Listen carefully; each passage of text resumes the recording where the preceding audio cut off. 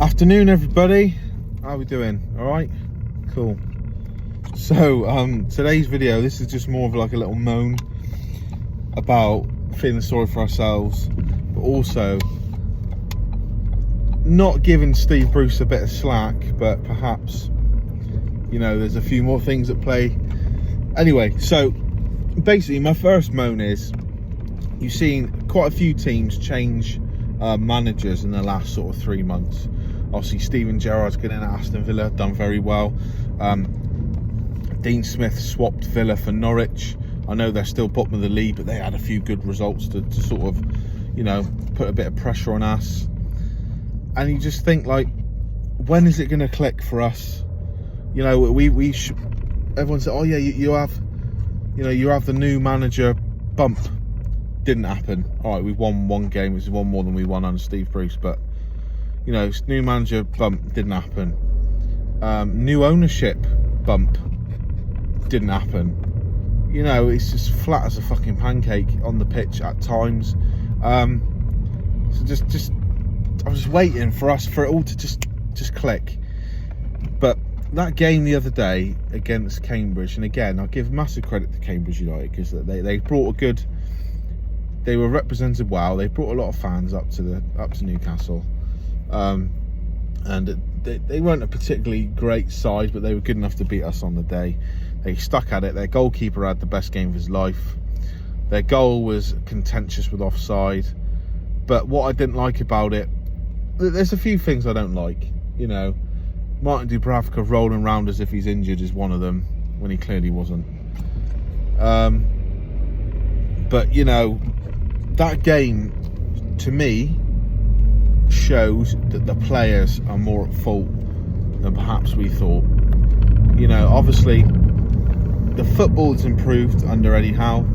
The results have improved. You know, we drew against Man United, we beat Burnley, we should have beaten Norwich if it wasn't for the fucktard Kieran Clark. We drew against Brentford in a game that we, to be fair, could have gone either way. Perhaps should have won, could have lost.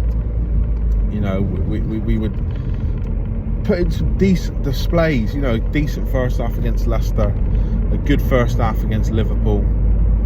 You know, we were okay at times against Man City. So, on the whole, results have improved and the style of play has improved, the tactics have improved, we're playing better football. Generally, the midfielders and strikers generally are playing better than they were before. Jonjo Shelvey looks back to his old self, pre-Bruce, possibly pre-Rafa, to be honest. Joe Linton, I'm not going to harp on about him. We all know the score. He's gone from possibly one of the worst strikers in the league to one of the better midfielders of the last month. He's very, very good. Sean Longstaff has looked a bit better when he has played. Jacob Murphy looks better. Callum Wilson hasn't improved that much because he played well under Bruce. Alan Saint-Maximin is debatable. Ryan Fraser's a totally different player. Emil Kraft.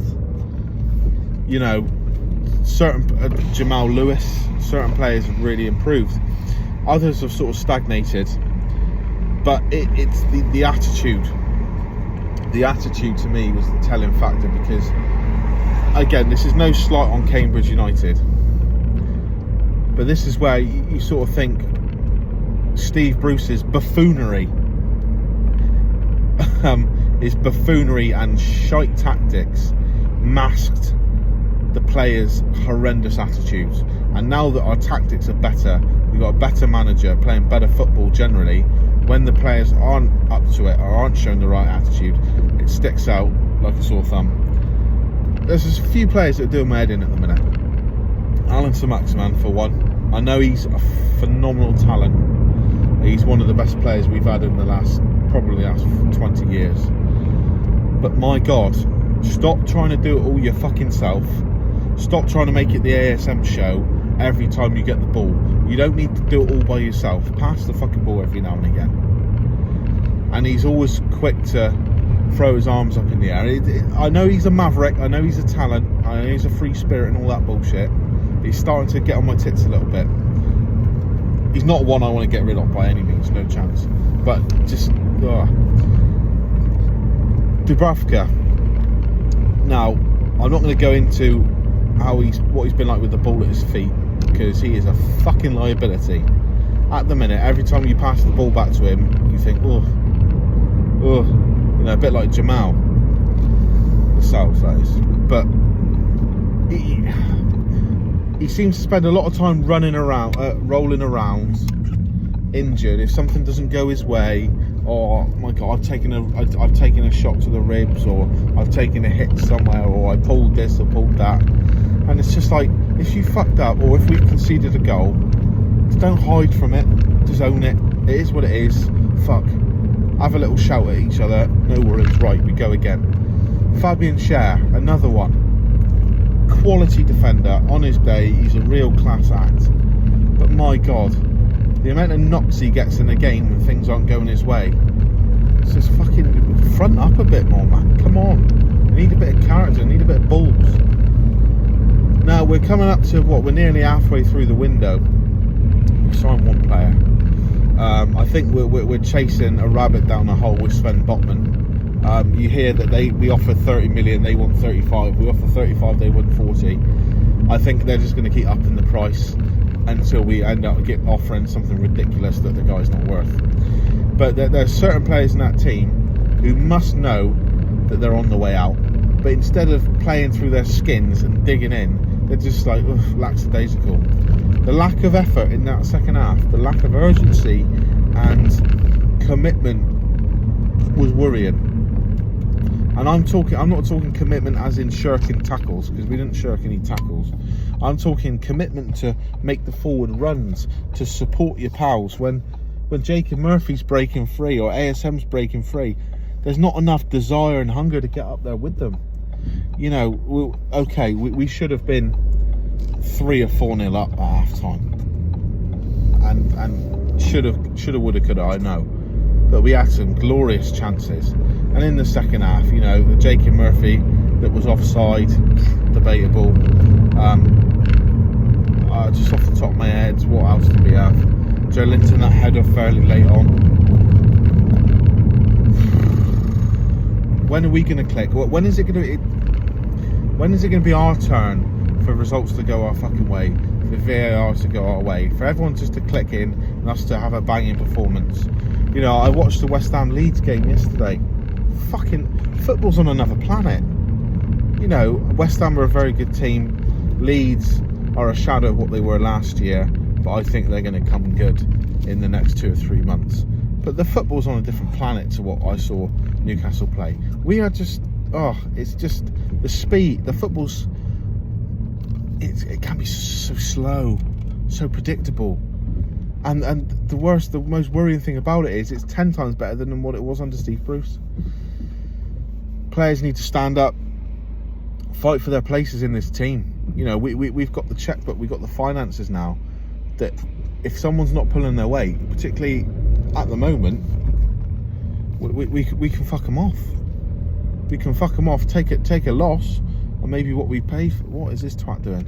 What we paid for them, and get someone else in. But no one seems to be doing that. And you think, well, even if you know you're on the way out and it's inevitable and your departure is looming, play for the fucking team, play for your mates, play for the badge, play for the fans who pay fucking good money. 46, from what I hear, there was 46,000 Newcastle fans at St James's Park on Saturday to watch them get dumped out of the cup by a very average League 2 team. Again, I can't fault the effort and enthusiasm and desire and organisation of that Cambridge United team, but quality, no. Defensively, we ain't good enough, man. You know, Emil Crafton has looked decent in the last few games. He looked very good against Man United. But, you know, Dubravka had to make some saves. You know, he wasn't the busier goalkeeper by any means, because we peppered their goal, but he had to make some good saves against the League 2 team. Fabian Schär just looks like he's given up. You know, he's been playing a bit more under Eddie Howe, but he looks like he's just given up. He knows that he's on the way out. He doesn't give a fuck. That's the body language. I spoke about Miggy Almiron in an after show. I'm not going to go on about it too much.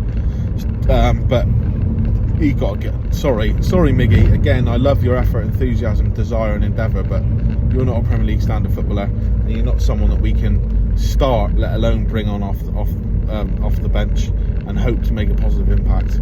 You know, he's like he runs around like a blue ass fly, as my old man would say. You know, doesn't know what he's doing, and he just buzzes about. But so looking at transfer targets again, I've already touched on Sven Botman, the Dutch centre half who plays his football for Lille. Off the top, I don't give a shit about French football, but off the top of my head, I believe they're Liga champions.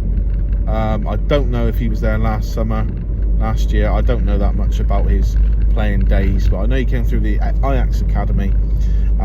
He's in the Dutch national team. You know, would that be an avenue to get him and Nathan Ake in one fell swoop? You know, two Dutch guys. I don't know. Other centre halves, is it Diego Carlos from Sevilla? Titi was mentioned a while ago. That's gone quiet. No real surprise, you know. Why would you leave Barcelona, sunny Barcelona, to go on a relegation scrap at the moment? I would say that there's good reasons to, but that's going to be the general consensus, especially if you listen to TalkSport. The one name who I'm a bit sad that's gone quiet is Niklas Süle, which, again, Bayern Munich, you know, the best team in Germany by a country mile. He's registered an interest in Newcastle in the past. He really has. You know, he seems up for it. The only thing I can think that's stopping Newcastle is, at the minute, you know, he's got 6 months left on his contract.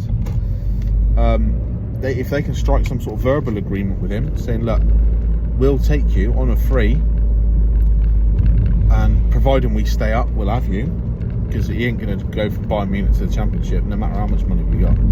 You know, then you save a bit of money. But we're in that predicament now where we need to stay up. We're shipping water at the back drastically. So, and we've got enough money where we don't have to be picky. We don't have to be particularly savvy. We can go and splurge and go, oh yeah, we could get him for Nish in 6 months, but we need him now, so we'll pay 40 million. We've got the money for that. Okay, that's careless. It's cavalier attitude with finances, but fuck it, we got the money. Midfield options. Left back, Luca Dean. Again, Fabrizio Romano says it's not happening. Everything I've heard says it's not happening, but ASM put that tweet out, so I don't really know what's going on with there.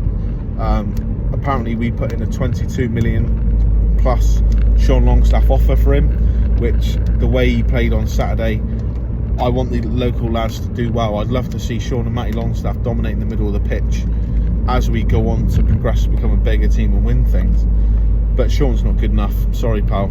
You know, he was decent against Man U, but he was shite against Cambridge. Got no awareness, gives the ball away too much. He's too up and down. You can't hang your hat on him. He has some very good days, and he has some very poor days. So if we were perhaps to up that a bit to 25 million, maybe 28 million, do that. Midfield, Gini Wijnaldum keeps getting mentioned. I saw on the Sky Sports football show they did about 5 transfer targets, and the guy, I forget his name now, James something, he's on YouTube, a QPR fan, very knowledgeable guy, very smart guy, and he picked 5 players. He picked Luca Dean, Matthias de Ligt, Gini Wijnaldum, Aubameyang and Aaron Ramsey. Now, they all talked about, Gini Wijnaldum, you know, returning Newcastle hero. Yes, he was our top goal scorer in the league that year, but he didn't give a fuck come end up. He wasn't one playing for the badge. He only suited himself. You know, why would you bring someone in to save us when he bottled on us the first time? Not having that. Dele Alli, I'd be a massive fan of that. I don't think it's going to happen. Jesse Lingard, I'd love that to happen, but I don't think he's going to leave Man U. Aaron Ramsey, I don't see him going from the Giants or Juve down to Newcastle, but would be a good move. He'd be guaranteed minutes. Strikers, now we're desperate for defenders. We're desperate for a goal-scoring midfielder, I would say, but we're also fucking desperate for a striker. We haven't, in Eddie Howe's eyes, we haven't got one at the club. He'd rather play Jacob Murphy in sort of a false nine, switching with ASM against Cambridge, than give Dwight Gale some much-needed minutes. I didn't agree with that decision, but then again, I'm not privy to what's going on at the club. Maybe he's about to leave the club. Maybe he's had a fallout. Who knows? But we're in desperate need for a striker. I would say 2, because Callum Wilson Eddie Howe reckons is up to 8 weeks. Obviously, I'm hoping 8 weeks is the max, and we're going to be more like 5 or 6. I mean, don't get me wrong, I hope it's 3 or 4 days, but you know. But what I would say, we need 2 strikers, because ASM will get you the odd goal. Apart from that, who's going to score? You know, Jonjo Shelvey will get you the odd goal, maybe. Jacob Murphy will get you 2, 3, 4 in the Premier League this season. The defenders will have to start chipping in. You'd like to think Kieran Trippier is going to get the odd free kick, but Joe Willock's not weighing in with the goals like he was last season. So we need, I would say, 2 strikers in. The lad from Blackburn, I forget his name now. We're looking at. Also looking at Gabriel Barbosa from Brazil.